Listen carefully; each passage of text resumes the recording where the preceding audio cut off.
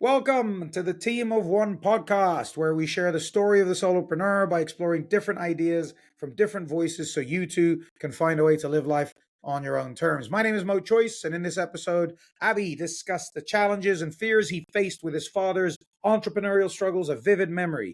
He emphasizes the importance of understanding your core purpose and aligning that with your future. He also highlights the concept of being a slasher, balancing a day job with entrepreneurial pursuits, a new term on me. Avi's story is one of resilience, self-discovery, and the pursuit of meaningful work, offering insights into navigating the uncertainties of solopreneurship. I hope you enjoy the conversation.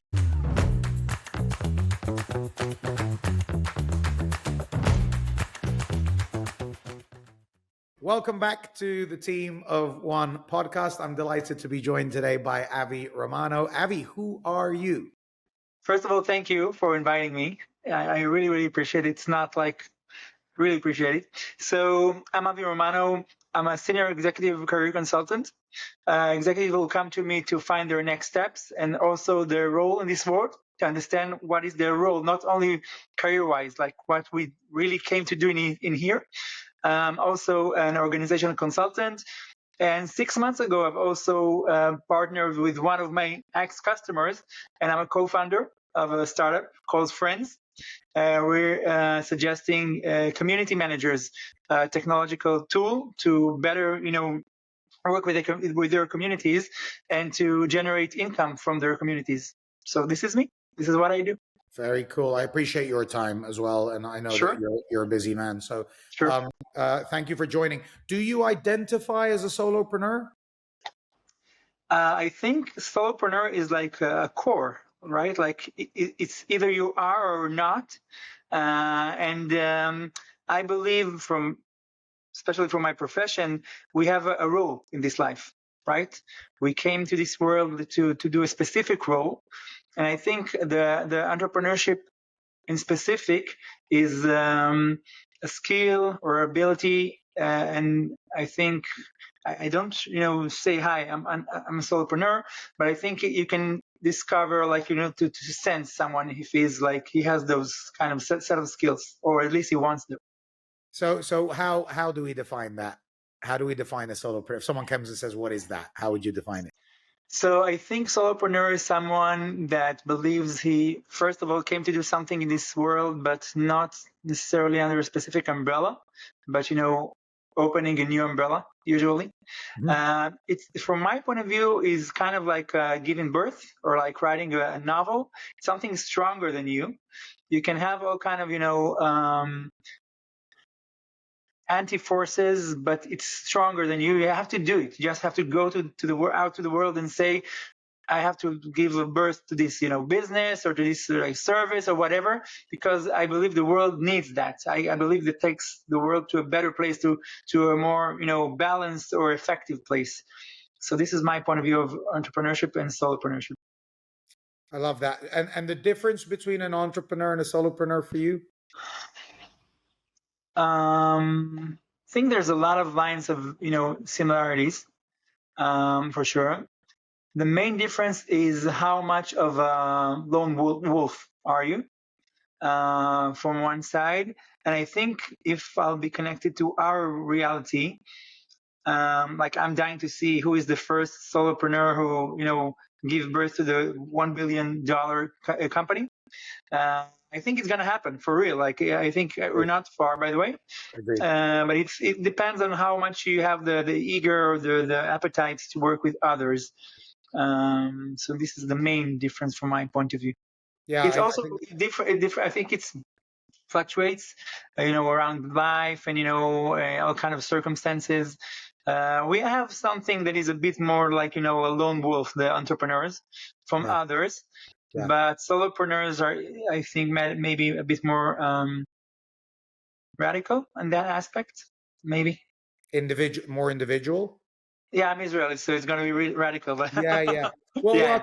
I love that. I think it's difficult to pigeonhole or to use one word to describe an idea. The idea is like love. I can't just explain love. I have to read 1,600 Yeah, books. we can talk about indicators maybe, or Indicators. KPIs, but it's hard to touch because we're talking about, from my point of view, the soul, or the core of the Agreed. individual, and it's Agreed. really we've been as humanity, we've been trying to put terms or stickers on psyches for 200 years now, or even more, and it's not that easy. Freud, William James, whatever, like Pavlov, and it's not that easy to touch that, because it's very, very slippery, and also very, very, it's like a river, as William James saying, you can't go back to the same river twice. It keeps changing from individuals. It's super, super tricky, but it's interesting. Yeah. I agree. How I think of things, Avi, is the words help us to understand the world, but they are not the meaning of the world. Mhm. They're not. Yeah, Right? It's a map. It's not the. There's another psychological idea, right? The map is not the actual territory. It's just a representation. Yeah. I will say that I always find it fascinating by people who are using words as a profession, like authors, novelists, scriptwriters. I'm always fascinated by that, and saying it's a huge ability, an amazing skill to define laser sharp something that a lot of human beings can relate to and say, yeah, that goes. Yeah, I agree. Yeah, there's not enough words really to, and that's why and art it keeps changing. Yeah. Well, they keep adding words, don't they, to the dictionary? Yeah, words, and also individuals to the world. So yeah, and when you speak, when you're multilingual, as I am, you can start to see, they don't have a word for that in English, or they don't have a word for that in Hebrew, and it's like, why? Why don't we? You know what I mean? So when I learned for the first time, or understood, or got the insight that language is a tool for a culture, when you find that there are specific words that you the Eskimos have, I think 50 words for snow. In Israel we have one. Yes. So, or in the States, in Hebrew, there's a term when once you'll get to I'm full. Yes. And it's in a blessing way. In the US, there is no way to say I'm not full ever, because it's a tool to help the culture to express themselves. And it's amazing to understand. It's kind of a snapshot of a culture, the language. And I speak 3 languages, and all of them are, even the tempo. Yes. Spanish, English, Hebrew, right. The aggressiveness, the beat, the colors, pace, the tone. Yeah. It's really, So it's amazing, and I always look at it as energetic, right? It's like the energy behind it's sometimes more important than the actual word. Yeah, I agree. Let's talk about why you talked in part that it's something that you are more than a choice, let's say. Yeah. When did you realize that this was your path, and how did you go about? So it's a journey, and my answer is going to be a bit long, but there's a story to tell, so I'm going to tell it. Right. If you would ask me 3 or 4 years ago, am I going to be a solopreneur? I would tell you definitely not, 100% no way. I came from a home family. My father was an entrepreneur, and he bankrupt, and the family got spinned, and we got really, really poor, and it laid into me. It has a gravitational force on me, and I was sure that there's no chance that I'm going to be an entrepreneur or a solopreneur, for sure not. At least someone to get to cling into or with to, and but I'm in a belief, and I believe that God speaks to us in the reality in this world, through people and through the reality.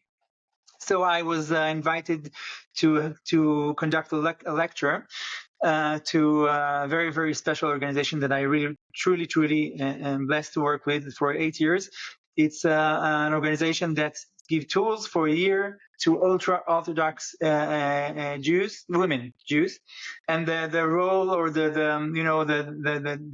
main focus is to increase that minority in the tech Israeli industry. So I went and gave them the lecture. It's called How to Use Your Cards Right. It's a career consultancy lecture, and it was a very, very good one. after that, one of the individuals came to me and told me, listen, it was very, very moving. It touched me like dearly. And I have a question that I working with around the world for about 10 years now. And I think I need to be something else. My profession should be changed. And so I told her, okay. She was like working as a tech leader in one of the Israeli government offices, very senior one. And she thought she needs to be an ER for kids doctor, which is a huge switch. And she told me, I'm looking for someone to work with me on that, to understand, should I do that change? At that point, I was working for, a global organization like tech. I was in HR. I was a global director for HR. I was working on career for a long time, but not as an individual, not as a solopreneur. Right. I told her, sorry, I can't. I don't have how to charge you. And I'm super, super busy. I was really, really packed.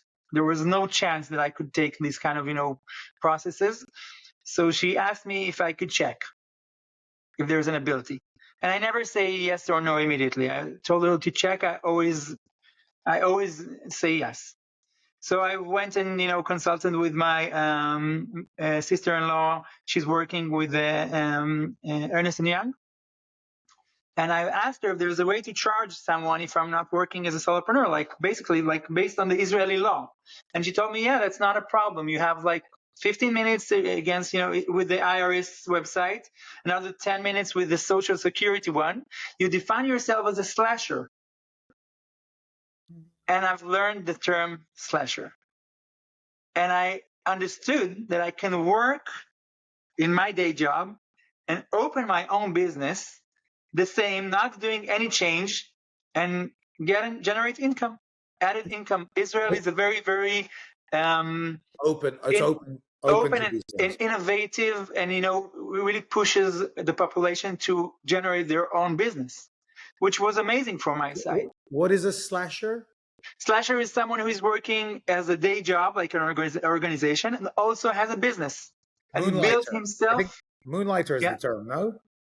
Slasher. I've had a long journey reading about it. It's not an Israeli invention. No. Yeah. And the slashing is a term. By the way, the term was defined by Generation Z. Yeah. I love that generation. They're teaching me all the time, a lot of things, all the time. I love working with them. And I was born as a slasher. But I told her, listen, you have to keep it in a secret because I don't have time to have these kind of, processes. And you have to be very, very, very agile and, flexible about the timing because I'm very, very busy. She said, yeah, no one will know. She didn't went on to her word, and she told her friends. And I got a tsunami of, requests to start working with, individuals on their career path, consulting. And I crashed. I didn't have the time. And I went and talked with my wife. She's my consultant. She's my best friend. And also she's my partner. And she told me, listen, maybe instead of saying no, you need to listen. We're believers. Maybe he's trying to tell you something. If you're doing it that great, people are working really hard to get customers. Really hard. If it's coming to you and you're saying no, breathe for a second and think about it. And I've listened to her. It was very, very, very, very tough, but I balanced both. And I was a slasher for about 4 or 5 months. And then I've sat with one of my former employees, and she's she's a VP HR for one of the tech companies. And she asked to sit with me for a benchmark and a consultative conversation. I told her about that, I'm telling you. And I told her, listen, I'm super packed. I don't know what to do anymore. It's super. And she asked me, wait a minute, you're working as a consultant now? And I was, what? And she asked me, listen, I need a project in my organization. And I tell her, no, you're not listening. I can't. I don't. And she emotionally blackmailed me for real. She did it. And I told her, listen, you're black. And she said, listen, I'm going to fire this specific individual. I need help, consultancy only with him. And then she also told to her friends. And I found myself. It started Yeah, to grow. yeah. And that was the point that I understood 5 months after that. I understood I can balance both of them, and I needed to take a decision. Make a decision, yeah. Yeah, and I told my wife, I can't be my father. I won't be my father. There is no way. I'm not. And my wife is not working. Like, she's she's doing the biggest thing from my point of view in the world. 100%, 100%. But I'm the main, provider in the family. And I was like, in the back of my head, I was like, there's going to be a chance that the minutes will come that I won't have income, and I'm going to be my father, and I'm going to look at my kids and tell them, listen, we don't have anything. It was paralyzing. But in the end, I did it either way. And I went for that. And it was still very, very, it's like, for me, it's like carving to the core of my, fears. Being a solopreneur, it's not like, I'm going to rule. It's not me at all. But I'm a believer, and I believe that this is my role in this world, and I believe that we came to this world to do a specific role, and I'm doing it in spite of my fears. What was the point where you knew this was the right decision rather than staying back? So when organizations start coming, it's not like doing like something that is, you need to have like a specific standard to work with companies, like global companies, as a consultant.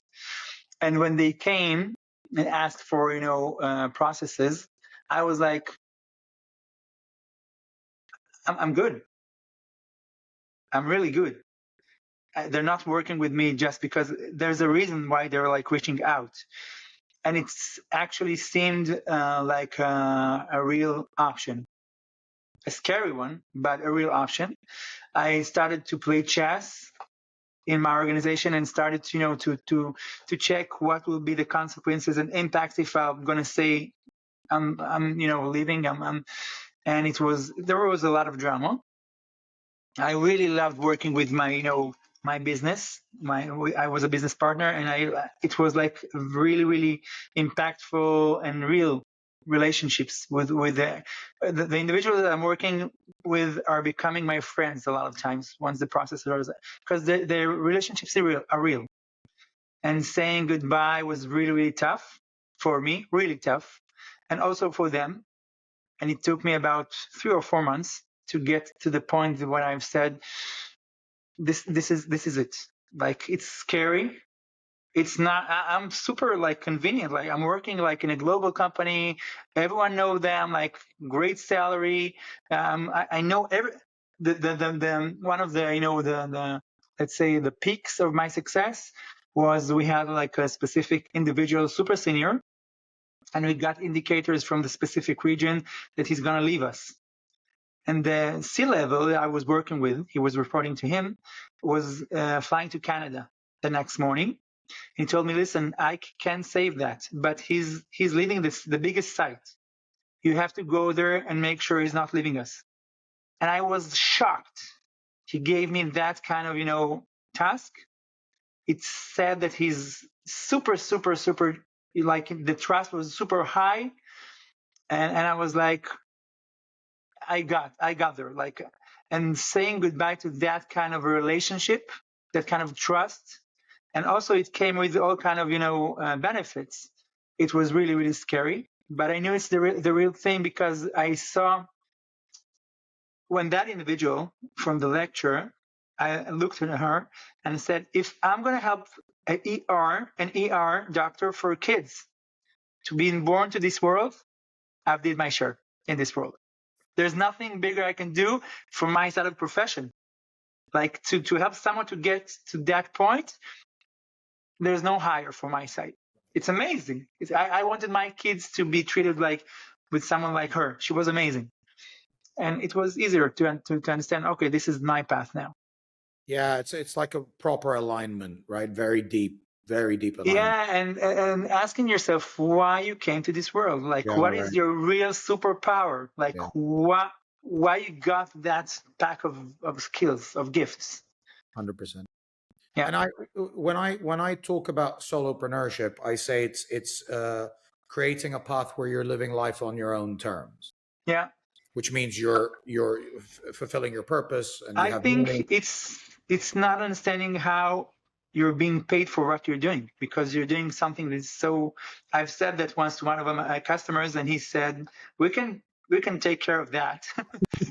And then the HR on the C-level table said, no, we can't, it's illegal, he's going to be paid. Yeah, so I really don't understand how people are paying me money for the things that I'm doing, because I really feel it in my seat, in my spot. Yeah, I got it. Yeah. Well, it's we talk about the market. The market rewards value. Yeah. And so if you are valuable, you will be rewarded. It's as simple as that. I think one of the founders of Google said that in the start of the way he said, let's do something great or amazing, money will come. 100%. So you're navigating the unknown waters, let's say, uncharted territory. Yeah. And you're trying to figure out, how to establish yourself. And some days are good, some days are bad. That's classic. Yeah. But you've gotten to a stage now where you feel more certain and more convinced that this is the right after path. 2 years. Yeah. So what is next level for you? And I'm not talking about this new company idea or anything like that. Yeah. For Avi, what's your next level? Yeah. So it came after 8 months when it occurred to me, what is the next level? And it came, I think the best ideas are coming from our customers all the time. So I was working with an American entrepreneur, and at the end of the process, she asked me if I know investors for her other startup. And I say, yeah, of course. I have in my portfolio several. What is the specific, investor that you're looking for? Industry, sector, define. She told me the definition, and then I've tried to connect her with 3. And then she asked me, how much money are you taking for that? And I've asked her, taking for what? And she told me, you're connecting with an investor. There's a real profession that's called scouter, or finder. And I told him I wasn't aware that there's a profession. I was that green, and I've started my own community from that, serendipity moment of investors and entrepreneurs, startupists, and C-level members. And the community is growing, really, really nice. And from my point of view, I am the bridge who connects all kind of needs for C-level individuals and for investors and entrepreneurs in tech in specific. And this is my next step. It's called Take It Forward, by the way, the community. And we're meeting quarterly, and there's a lot of conversation happening, a lot of business. So this is my next step. In the end, I'm going to have a real center, a real big center that's going to be focused on career for executives. And it's going to be like a harbor, or maybe not a harbor, but I've lost the word in English for a second. The place where airplanes come on. Airport? Airport, thank you. A very complex word. I've been there a zillion times. Kind of an airport or terminal where individuals are coming, first of all, to launch their next step in career, but also to meet and to have all kind of conversation benchmarks and to understand better. I've learned from my customers that one of the most interesting things for them is to understand what happens in other sectors and industries. If I'm from tech, I want to understand what happens in communication, how you're doing it in other areas, and I'm going to be the hub that connects them, the meeting place for them, and to help them get to their next steps. if it's going to be like a career switch or thinking about my specific organization or my role or my career path, my career plan. So this is my next step. So this sounds like it's a facilitation still of your purpose and the reason you're here and what you're meant to do. Yeah, I believe that once you understood what is your core, yes, it can evolve, but it's the same core. Yeah. It can expand and stretch and cover more space. It's all about scalability and making it large, but the core is the same from my point of view. What's the why have you chosen this particular path? What made you decide this was the right thing? So from the minute I remember myself, I loved to understand how things are being, what is the basic construction blocks of everything. It started in high school when I learned biology. I remember the first time I had like a glimpse over the microscope.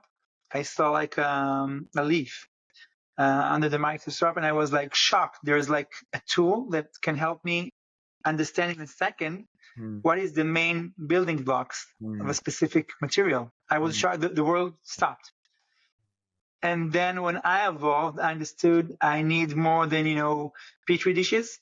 I need individuals moving.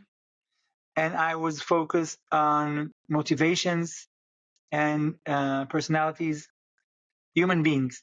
I'm fascinated. I always, laugh. People like to read biographies of, famous people. I love read biographies of everyone, like people that no one knows. I'm like, I am fascinated by people and their stories. And I understand, I need to understand exactly what I'm meeting from the other side. Like, who am I meeting? What is the material? What is the substance? And for me, it was like clear that it's going to be like on that area. And once I've understood that there is an option to evolve to the business world, not only to the therapeutic area, it was like a huge catalyst. It's like everything like became even much more like, amplified. So this is what I don't need to be paid for that. Like, I'm doing it all the time. This is me. I need to understand, like, who are you? What is your core, your role in this world? And then let's define the title or the profession. Got it. Very clear. What is the risk or the challenge or the obstacle that will stop you from achieving what you want with this? So it's going to be, from one side of the story, it's going to be like a bit vanilla, but the other side is going to be very, very, personal. I officially finished my role at August, and it was like the big summer school for the kids. I've said, okay, I'll stay with my kids. It's a great, and then I'll start. And my first week was on October 8th. And then it was like full with meetings and processes and, CEOs and companies, and I was super packed.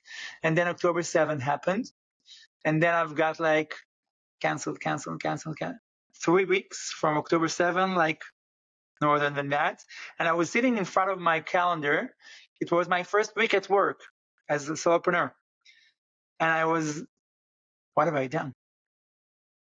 This is great. What have I done?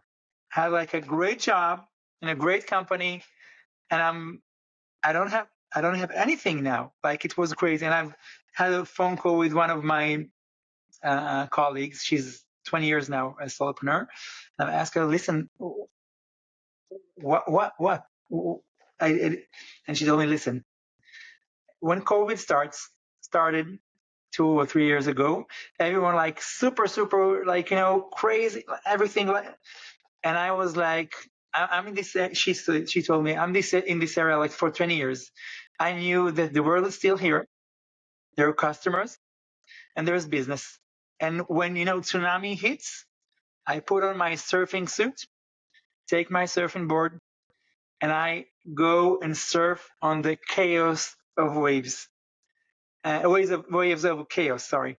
And she told me, I've generated in 2 weeks, 8 months of income once COVID came.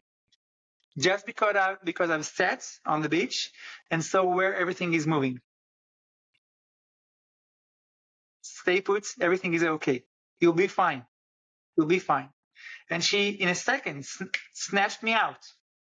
So I think the answer from my side, I think Israel in specific, but I think the world is super, super volatile. Something changed in the last 20 years. The volatile, catastrophic, disruptive events are packed in a very, very, closed area. And we need to understand how to win with those, disruptions daily. It's not going to change. It's our day to day. I don't think anymore that's like when, it's going to be like regular again. It's not going to be. This is regular. It's crazy, chaotic, disruptive, and we can win in it. There's also a lot of, opportunities coming. So this is my main, challenge today and my main risk. I don't have a buffer. I'm not a corporate. I'm a solopreneur. So I need to create my own emotional mindset buffers and also financial buffers. And also to remember this is reality. I don't think in the World War II it was easier. It wasn't less disruptive. And people still, gave birth, the world went on, businesses like, so for me is a lot about mindset and a lot about creating the right toolbox to succeed in this crazy, crazy time. Very cool. I think that's a great way to end the conversation. How is there anything, as you shared your story, anything else that you'd like to close with? Any insights or reminders? Did you notice anything about yourself now as you look back? You know what? There is something. It starts when I went out to be a solopreneur. I got, I think it was 4 or 5 great job offers going back. One of them I was really, I was like, okay, I'm going to take that. That's crazy not to take that. And I said yes. 40 minutes after that, I called them and said, no, I really want to take a real check in the solopreneurship, area. So sometimes we're doing the same, everything the same, and we're trying to get, other results. It's a cliche, I know, but sometimes once you go out, the best opportunities are coming, even the ones that you didn't think that will come. So sometimes, just trying to change a paradigm of things or how you do things will make you land in like amazing places. So open up, but always ask yourself, like, what is my real target? Where do I want to land? Noises are coming all kind of ways. Like sometimes they're like amazing, like yes. Philharmonic are also can be perceived as noise, right? So try to understand, like, is this specific distraction, is it taking me the places I really want to go? Very cool. Yeah. And two more things. If someone is interested in what you're saying, why should they get in touch with you? What is it that you're gonna help them with?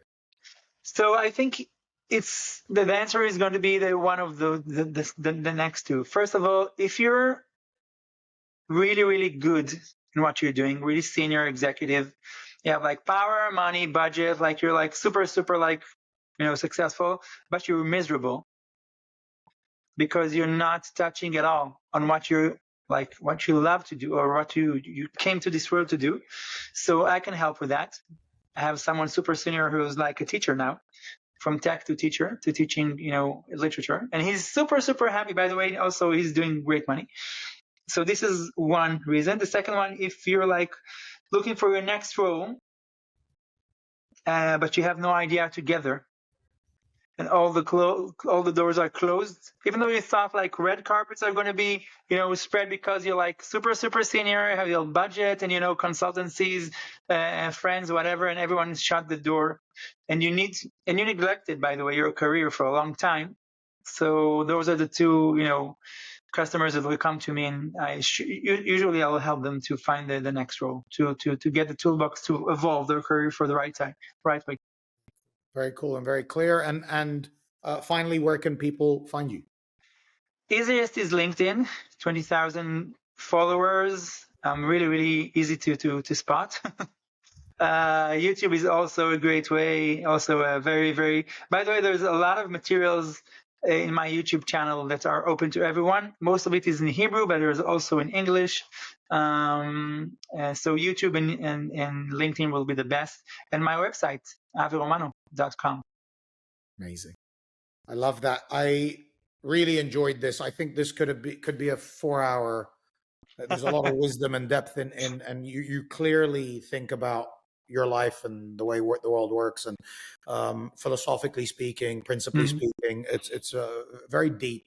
And so many of my instincts was let's go deeper there, and then my mind says, but hold on, we need to keep it short. So maybe one day, if I start doing long format, we can go into a more deeper philosophical discussion. I'd love that. I'd love to have a meal with you or a drink with you as well. Sure. Thank you for your time. I appreciate it. Thank you. And I'm looking forward to seeing you again soon. Same here. Thank you for the opportunity. I really, really appreciate it. It's not trivial at all. Thank you. I appreciate that. Thank you. Thank you. The difference between surviving and thriving often comes down to a single shift in perspective. Maybe today's conversation sparked something for you, or maybe it confirmed what you already knew. I'm going to keep exploring what it takes to reach the next level. For more solopreneur stories, hit subscribe. And if you know someone who'd be perfect for the team of one, please introduce us on LinkedIn. See you next time. Peace.